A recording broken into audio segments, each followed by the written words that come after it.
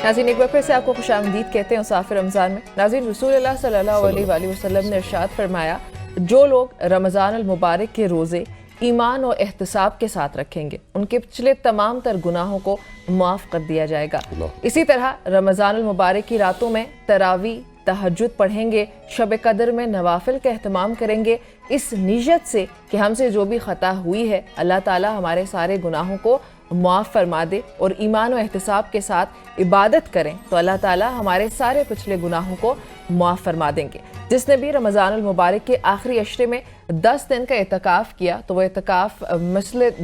2 हज और 2 उम्रों का होगा, मतलब 2 हज या 2 उम्रों के बराबर उसका सवाब मिलेगा। और रमज़ान अल मुबारक में एतकाफ़ की काफ़ी फजीलत है, लेकिन यहाँ पे सवाल ये है कि एक मुसलमान कैसे एतकाफ़ की तैयारी और खुलूस दिल के साथ इसकी नीयत करे। इस पर मज़ीद बातचीत भी कर लेते हैं अभी। बिल्कुल जी, इस अहम मौजू की बातचीत करने के लिए हमारे साथ इस वक्त मौजूद हैं मुफ्ती अताउर रहमान साहब। उन्हें खुशामदीद कहते हैं। मुफ्ती साहब अस्सलाम वालेकुम, कैसे हैं आप? अस्सलाम रहमतुल्लाह, अल्हम्दुलिल्लाह। सबसे पहले तो मैं चाहूँगा कि एतकाफ़ क्योंकि अभी आने ही वाला है चंद दिनों में,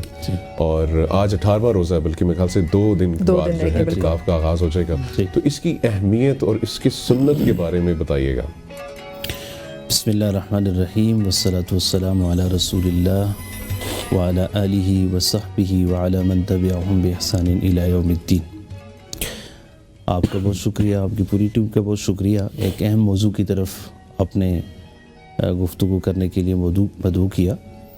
तो यकीनन रमज़ानुल मुबारक की साथ बड़ी जल्दी से गुज़र रही हैं। एक वक्त था कि हम रमज़ानुल मुबारक का इंतज़ार कर रहे थे, और फिर अब जो है ये वक्त आ गया है कि हम रमज़ान का इख्तिताम की तरफ बढ़ रहे हैं।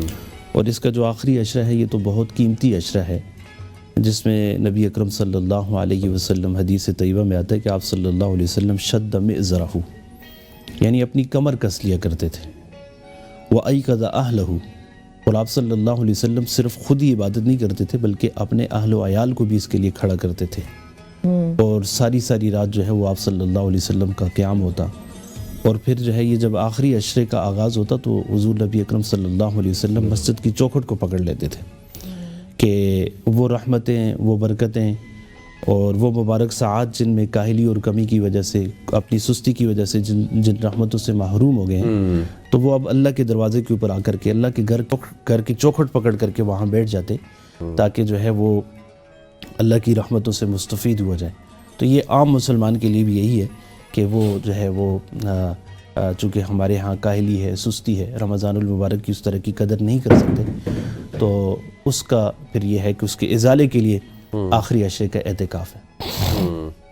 और एतिकाफ़ जो है वो कहते हैं लुज़ूमुन नफ्स, या किसी चीज़ को पकड़ लेना। जैसे हज़रत इब्राहीम अलैहिस्सलाम ने अपने वालिद से और अपनी कौम से कहा कि मा हाज़िही तमासीलुल्लती अंतुम लहा आकिफून, कि ये जो मूर्तियाँ हैं इनको आपने क्यों पकड़ा हुआ है जिनके सामने तुम झुके हुए हो, जबकि इनके अंदर कुछ जान भी नहीं। तो एतिकाफ़ का भी माना यही है कि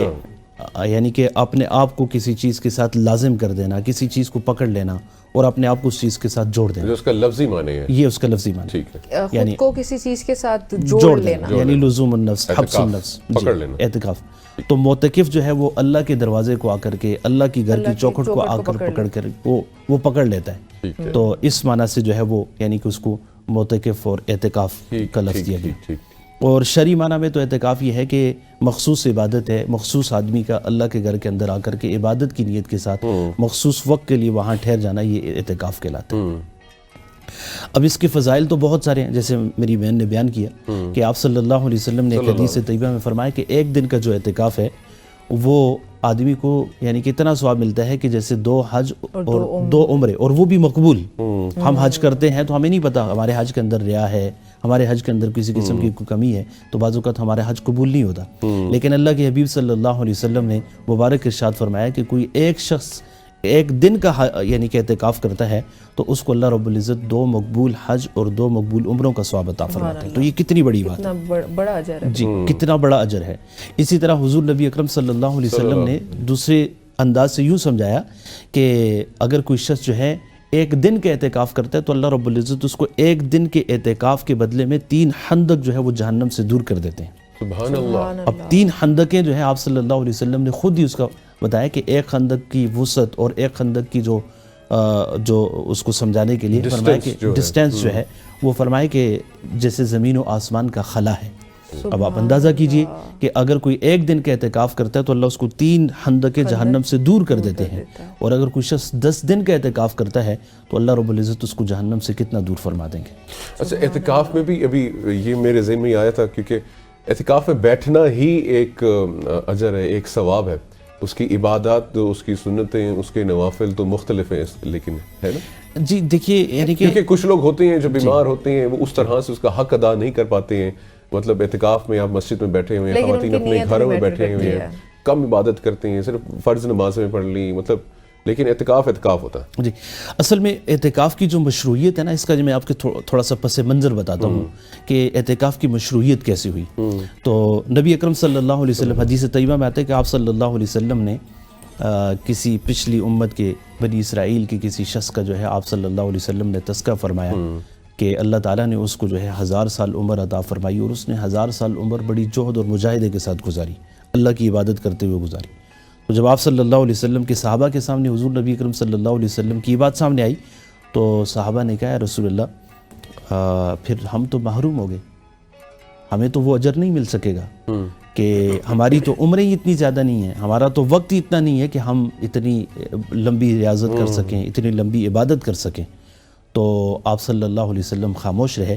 اور کچھ دیر کے بعد اور کچھ دنوں کے بعد اللہ رب العزت نے سورۃ القدر نازل فرمائی, جس میں فرمایا اعوذ باللہ من الشیطان الرجیم بسم اللہ الرحمن الرحیم انا انزلناہ فی لیلۃ القدر. قرآن کریم کے بارے میں فرمایا کہ ہم نے اس قرآن کریم کو لیلۃ القدر میں اتارا ہے. وما ادراک ما لیلۃ القدر,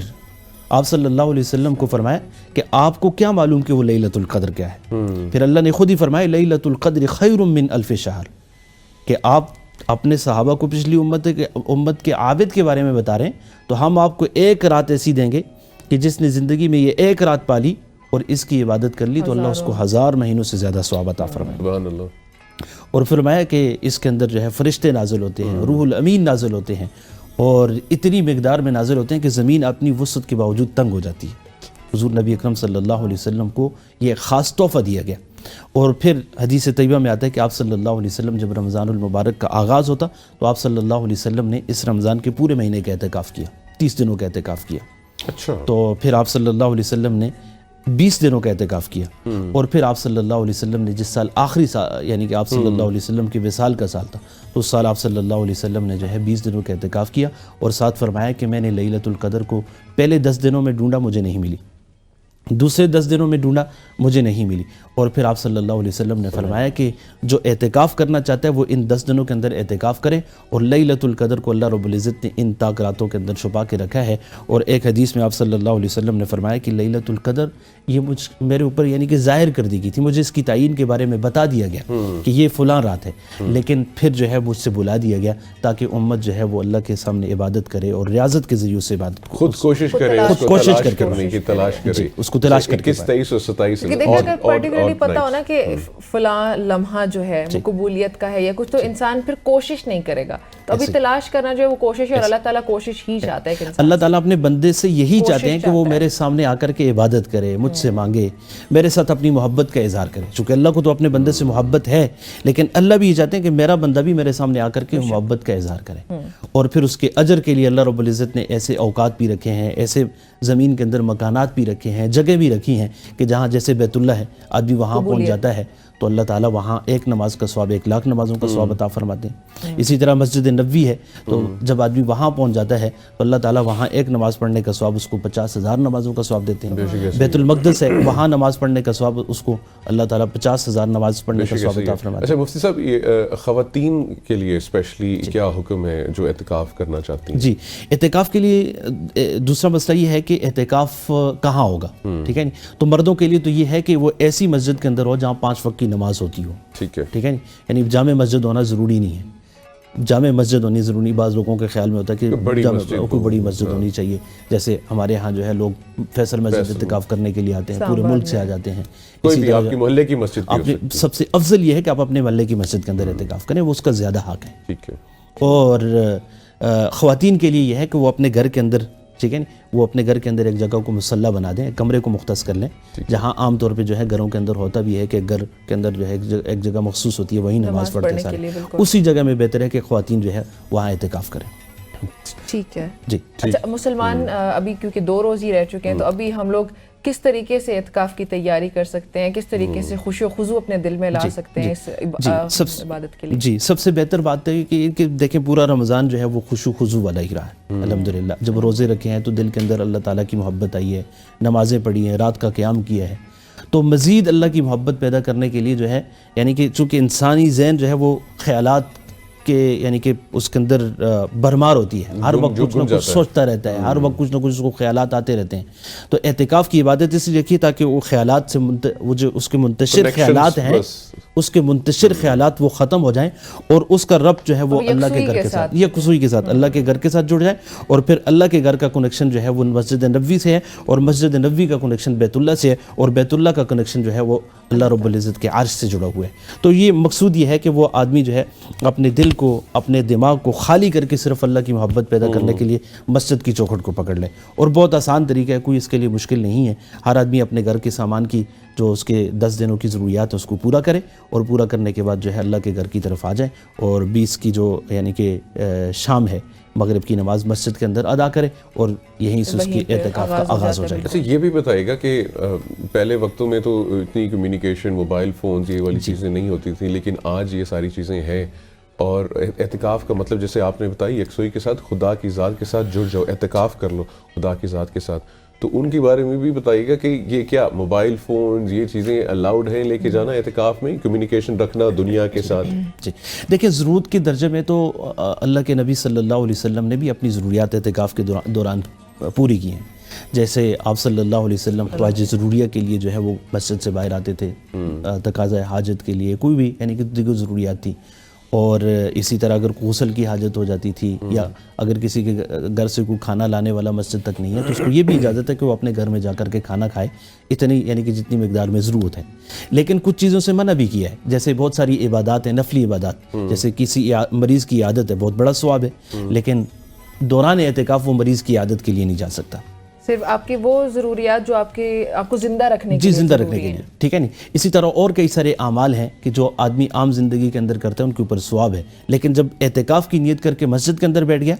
یعنی سنت اعتکاف, یہ سنت علی الکفایہ, یہ جو 10 دنوں کا اعتکاف ہے, اس اعتکاف کے دوران پھر وہ مسجد سے ان چیزوں کے لیے نہیں نکل سکتا. جب ان چیزوں کے لیے نہیں نکل سکتا تو پھر غیر ضروری موبائل کا استعمال بھی نہیں کر سکتا, جیسے خاص طور پہ انٹرنیٹ کا استعمال ہو گیا, فیس بک کا استعمال ہو گیا, یوٹیوب,